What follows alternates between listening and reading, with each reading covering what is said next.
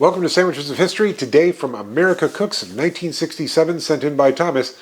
We're going to be making hamburger. Now this is in a column in the cookbook under sandwich fillings, and it's just called hamburger. It doesn't go into great detail, so I'm going to have to make a few assumptions here. First of all, it doesn't mention bread.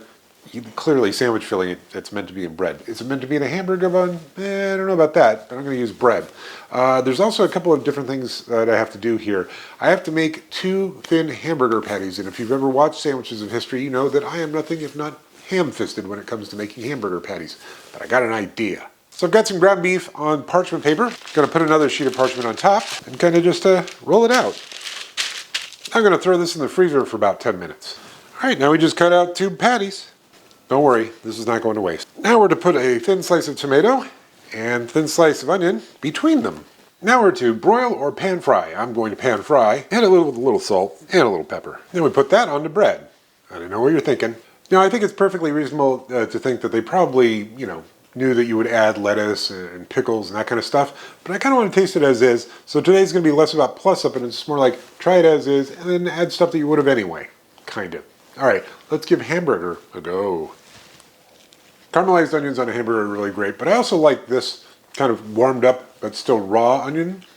It still has a really good flavor, good bite, and it's really thin, so it's not overpowering. Tomatoes are bringing a nice little sweetness, so I am going to plus it up. And by plus it up, I mean I'm going to add condiments that I probably would have added anyway, but they're not condiments of the era. You'll see. I'm going to add some pickles, a little bit of lettuce, and some of this blue cheese herb mustard that we picked up at the National Mustard Museum in Middleton, Wisconsin recently. Okay, let's give hamburger, well, not really plussed up, more like completed with pickles, the blue cheese herb mustard, and lettuce a go. Yeah, man, that is tasty. Blue cheese, herby, mustardy, a little bit of a bite. Then you've got the bright pickly pop of pickles, a little vegetable flavor from the lettuce. Ugh. All right, so the original hamburger, it's kind of hard to rate because I did do the thing where I tasted it all on its own without adding anything to it. But, that on its own was probably a good 7. That was actually very tasty. I liked it. Plussed up or finished with the blue cheese, herb, mustard, pickles, and lettuce.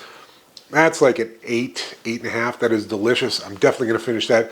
It'd be interesting to do this again and actually cook the onion and the tomato on the pan first and then flip it over and then put it together. Maybe we'll do that sometime. I don't know. Right now, I'm going to finish that, and yeah, I would make this again. It's awesome. All right. See you tomorrow.